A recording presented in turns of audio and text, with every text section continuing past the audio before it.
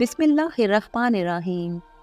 پیارے ناظرین، آج ہم حضرت سلیمان علیہ السلام کے حوالے سے چیپٹر 5 میں ملکہ بلقیس اور ہدہد کے حوالے سے بات کریں گے۔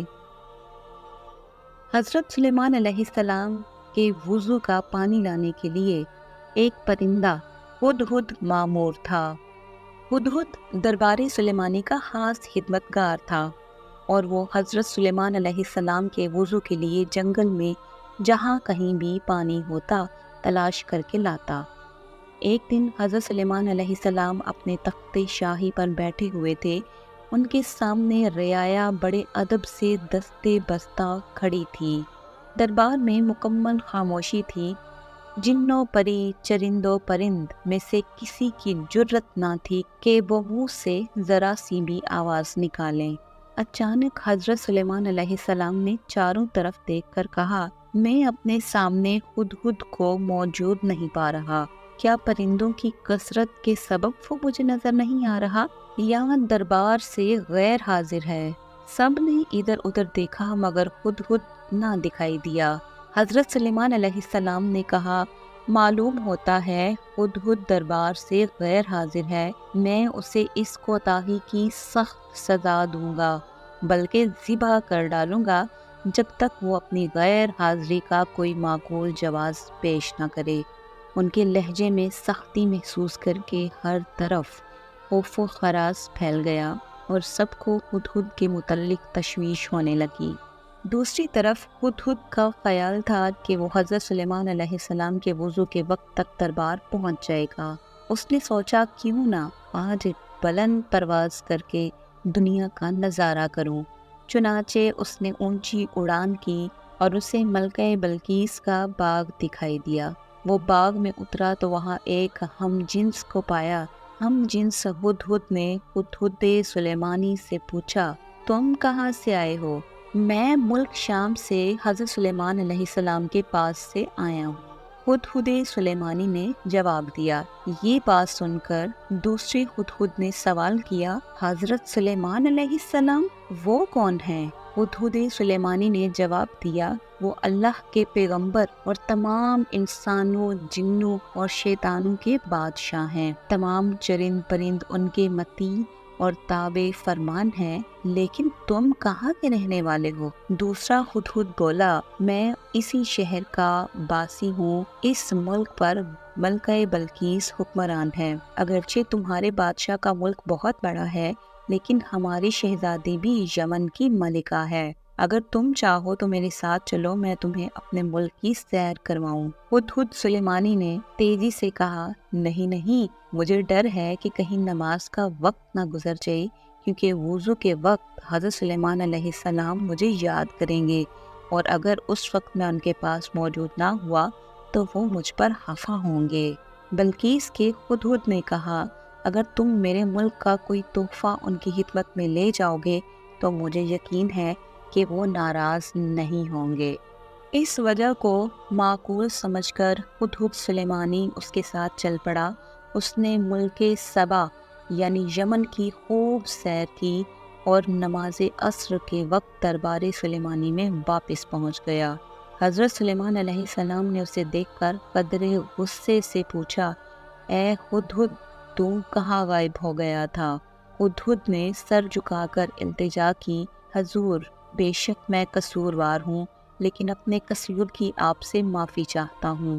حضرت سلیمان علیہ السلام نے اسے معاف کرتے ہوئے دیر سے آنے کا سبب پوچھا تو ہدہد کہنے لگا، حضور، میں ایک ایسی بات معلوم کر کے آیا ہوں جس کا اب تک آپ کو شاید علم نہ ہو۔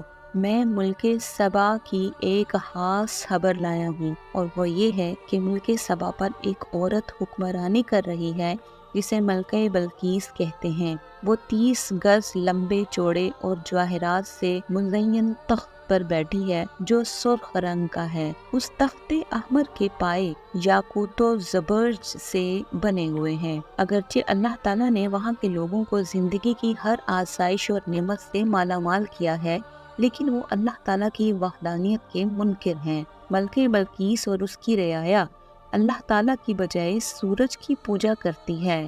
شیطان نے ان کے برے اعمال کو ان کی نگاہوں میں اچھائی کا لباس پہنا دیا ہے اور پوری قوم گمراہی کے اندھیروں میں ڈوبی ہوئی ہے۔ ملک سبا اور ملکہ بلقیس کا حال سن کر حضرت سلیمان علیہ السلام نے ہدہد سے کہا، ہم ابھی تمہاری سچائی کا امتحان لیتے ہیں۔ حضرت سلیمان علیہ السلام نے ملکہ بلقیس کے نام ایک خط تحریر کر کے ہدہد کے حوالے کیا اور حکم دیا کہ وہ ملکہ بلقیس کو یہ خط پہنچا آئے۔ خط لے کر ہدہد اڑتا ہوا ملکہ بلقیس کے محل پہنچا۔ ملکہ اس وقت اپنی خوابگاہ میں سو رہی تھی۔ ہدہد روشن دان کے راستے کمرے میں داخل ہوا اور حضرت سلیمان علیہ السلام کا خط ملکہ کے سینے پر رکھ کر واپس باہر نکل گیا۔ ملکہ کی آنکھ کھلی تو خط دیکھ کر پریشان ہو گئی، پھر خط پر حضرت سلیمان علیہ السلام کی مہر دیکھ کر اس نے خط کھولا اور پڑھنے لگی۔ خط میں لکھا تھا، اپنی طاقت اور قوت پر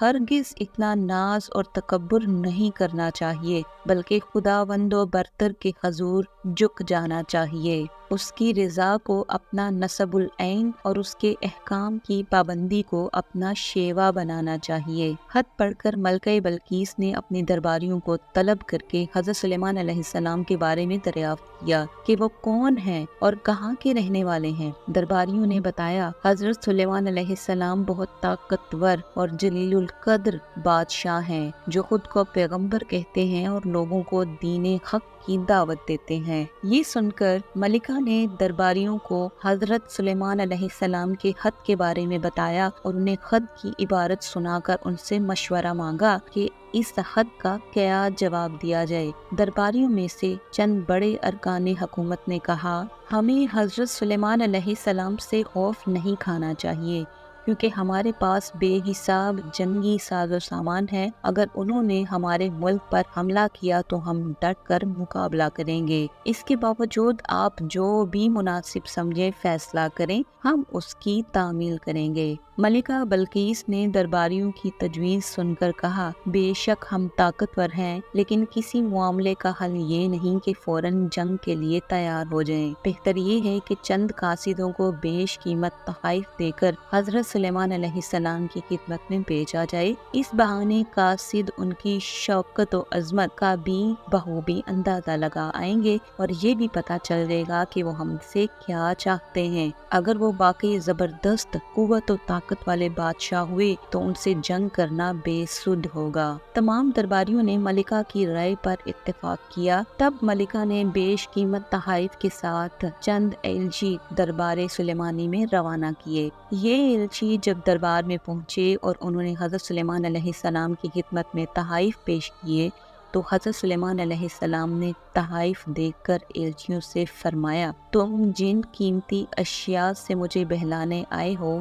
ان سے زیادہ قیمتی اشیاء میرے اللہ نے مجھے عطا کر رکھی ہیں۔ میرے نزدیک تمہارے ان تحائف کی کوئی حیثیت و اہمیت نہیں۔ ملک و حکومت اور مال و دولت میرا نصب العین نہیں، میں تو کلمہ حق بلند کرنا چاہتا ہوں۔ میری خواہش ہے کہ تمام لوگ احکامات الہی کے پابند ہو جائیں۔ تم یہ تحائف واپس لے جاؤ اور اپنی ملکہ سے جا کر کہو کہ اگر اس نے میرے نصب العین میں رکاوٹ پیدا کرنے کی کوشش کی تو میں ایک عظیم الشان لشکر کے ہمراہ آ کر اس کے محل کی اینٹ سے اینٹ بجا دوں گا۔ ایلچیوں نے واپس جا کر ملکہ بلقیس کو حضرت سلیمان علیہ السلام کے جواب سے آگاہ کیا اور ان کی شان و شوکت کا نقشہ بیان کیا۔ تب ملکہ بلقیس فکر مند ہو گئی اور ایک بڑے وفد کو لے کر حضرت سلیمان علیہ السلام کی طرف روانہ ہوئی۔ وہ اپنے عظیم الشان تخت پر سفر کر رہی تھی۔ حضرت سلیمان علیہ السلام کو ملکہ بلقیس کی آمد کا علم ہوا تو انہوں نے درباریوں سے پوچھا، کیا تم میں سے کوئی ایسا شخص ہے جو ملکہ بلقیس کے تخت کو اس کے یہاں پہنچنے سے پہلے لے آئے؟ ایک جن نے ادب سے کہا،